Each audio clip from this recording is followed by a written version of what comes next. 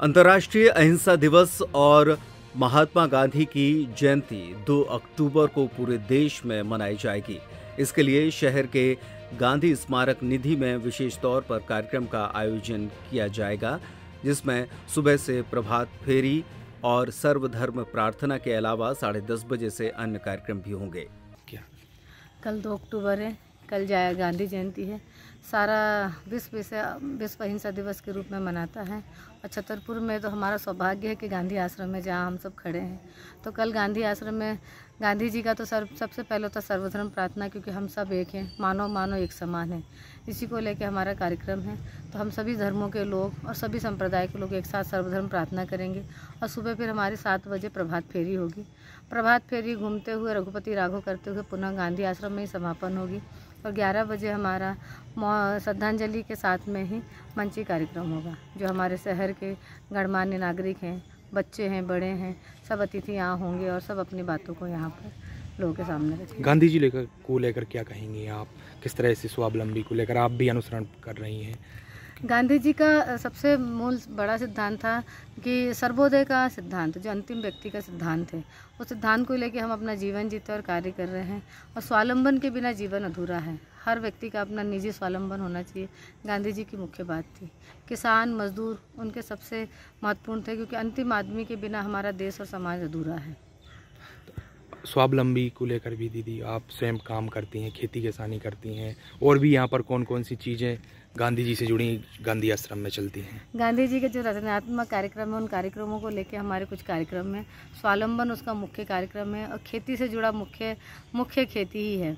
खेती में गांधी जी का ऐसा मानना है कि किसान का निजी खाद का स्वावलंबन होना चाहिए, बीज का स्वावलंबन होना चाहिए, भोजन का स्वावलंबन होना चाहिए, वस्त्र स्वावलंबन होना चाहिए, जिसके लिए वो खादी के ऊपर जोर देते थे। और खादी ने ही हमें आज़ादी भी दिलाई है। तो हम इन सब को लेकर अपने जीवन में यहाँ प्रयास करते हैं और जीवन जीने का प्रयास करते हैं। आज के लोगों को कितनी ज़रूरत है उनकी अनुसरण करने की? क्या युवाओं को भी, सभी को, क्या इसको लेकर? बहुत मूलभूत ज़रूरत है हमारे जीवन की, जो गांधी जी के सिद्धांत से पूरी होती है। हमारे में आत्मनिर्भरता आती है, आत्मविश्वास होता है। जब हम स्वावलंबी होते हैं तो हमें लगता है कि हमारी अपनी मेहनत के द्वारा किया हुआ चीज़ है, तो हमको अपने काम पे बहुत भरोसा होता है। और आज के यदि युवा और सभी लोग इस बात को समझेंगे तो हमारा देश और हम सब आगे बढ़ पाएंगे। प्राकृतिक चिकित्सा गांधी जी ने गाँव के लिए तैयार की थी और उनके साथ जो रहे हैं तो उनको देख देख के सब लोग सीख गए प्राकृतिक चिकित्सा। कुछ उन्होंने लिखा भी है प्राकृतिक चिकित्सा के बारे में। तो उनके साथ वो पढ़ते थे और लिखते थे, उन जैसे काम भी करते थे।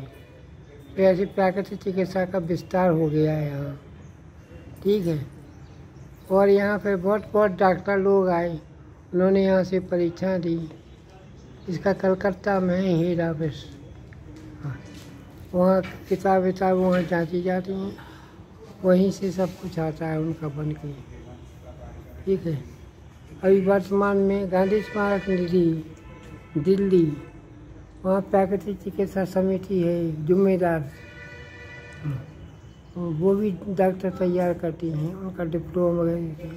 चिकित्सक हूँ, जिसमें यहाँ पर मिट्टी, पानी, अग्नि, भाप के द्वारा सभी रोगों का इलाज किया जाता है। और ये जो है शुद्धता ये है इनकी कि शरीर की पूरी तरह से क्लीनेस करके रोगों का उपचार किया जाता है, जिससे किसी भी प्रकार का वायु देश, पित्त दोष, गैस दोष को निजात मिलती है और पेशेंट को बहुत जल्दी रिलीफ मिलता है।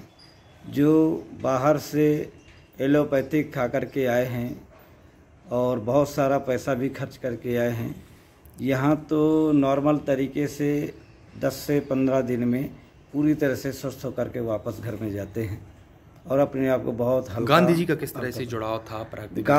गांधी जी का जो संदेश था कि हम ग्रामीण क्षेत्रों में जहाँ पर गरीब लोग हैं उनके लिए ये बिना सिरप के, बिना टैबलेटों वाला इलाज है, जिसमें मिट्टी, पानी, भाप के द्वारा ये उनका इलाज किया गया और जन जन तक ये संदेश दिया गया कि हमें किसी अस्पताल में और जाने की ज़रूरत नहीं है। हमारा सारा उपचार मिट्टी, पानी, भाप, अग्नि, धूप ही है। गांधी जी का जो उद्देश्य था ग्राम स्वराज्य की, जो उन्होंने परिकल्पना देखी थी, तो उसी के अनुसार अभी जैसे मैं जितना भी प्रयास कर रहा हूँ उसके अनुसार अभी जो गांव के किसान भाई हैं उनको प्राकृतिक खेती से जोड़ना और उनको स्वावलंबी जीवन की ओर अग्रसर करना। तो उसके लिए हम किसानों से मिलते हैं और उनको जहाँ तक हो सके कि जो गांव की जो मूलभूत चीज़ें हैं उनके पास में, और उसी के द्वारा उनको खेती कराई जाए। तो प्राकृतिक खेती और जो चीज़ें हैं उसी में उनको जो बहुत सारी चीज़ें आजकल जो बहुत सारे कीटाणु की वजह से बहुत सारे रोग भी फैलने लगे, तो उनको भी दूर किया जाए। तो गांव की जो समस्याएं हैं मेन स्वास्थ्य की, तो उनको दूर किया जाए। तो हमारा यही काम रहता है कि हम उनको स्वावलंबी जीवन की ओर अग्रसर करें और उन्हें जो अपने खेत की जो सब्जियां हैं या चाहे उनके जो खाने का सामान है तो वो अपने खेत से उगाएं।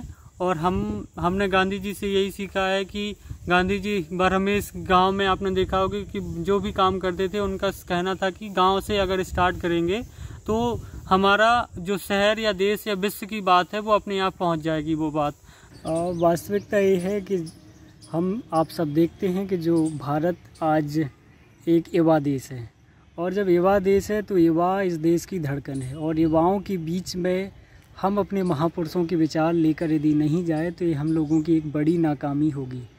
इसी के कह सकते हैं कि इसी लक्ष्य को लेकर कि जो हमारे महापुरुष थे उनके विचार नौजवानों तक जाएं, इसके लिए हम लोगों ने एक सर्वोदय संवाद करके कार्यक्रम रखा है, जिसमें हम महात्मा गांधी और स्वतंत्रता आंदोलन के जो महापुरुष थे उनके विचार आज की नौजवान पीढ़ी के बीच में लेकर जाते हैं। और ख़ासतौर से गांधी जी का जो अहिंसात्मक समाज निर्माण का एक संकल्प था और उसके लिए उनने जो अपने विचार समाज के बीच में रखे, वो सारी बात लेकर हम आज अपने छतरपुर और छतरपुर के साथ साथ अलग अलग ज़िलों के नौजवानों के बीच में गांधी जी की बात लेकर जा रहे हैं।